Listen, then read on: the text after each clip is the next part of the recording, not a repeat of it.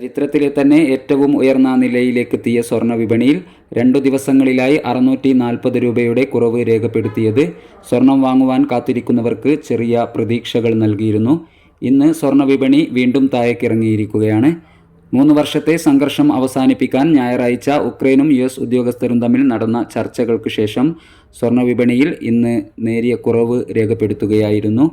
കഴിഞ്ഞ സെഷനിൽ സ്വർണ്ണവില പ്രഖ്യാപിക്കുമ്പോൾ അന്താരാഷ്ട്ര മാർക്കറ്റിൽ ഔൺസിന് $3022 പരിധിയിലായിരുന്ന സ്വർണ്ണവില ഇപ്പോൾ $3016 പരിധിയിലാണ് എത്തി നിൽക്കുന്നത്. എല്ലാവരിൽ നിന്നും വിലയേറിയ ഒരു ലൈക്കും കമൻറ്റും പ്രതീക്ഷിച്ചുകൊണ്ട് ഇന്നത്തെ സ്വർണ്ണവിലയിലുള്ള മാറ്റം നമുക്ക് നോക്കാം. ഇന്ന് 24/3/2025. ഇന്ന് പവന് 120 രൂപ കുറഞ്ഞിരിക്കുന്നു. ഇന്നത്തെ 22 കാരറ്റ് സ്വർണ്ണവില ഗ്രാമിന് 8215 രൂപ, പവന് 65,720 രൂപ. ഇനി ഇന്നത്തെ 18 കാരറ്റ് സ്വർണ്ണവില നമുക്ക് നോക്കാം.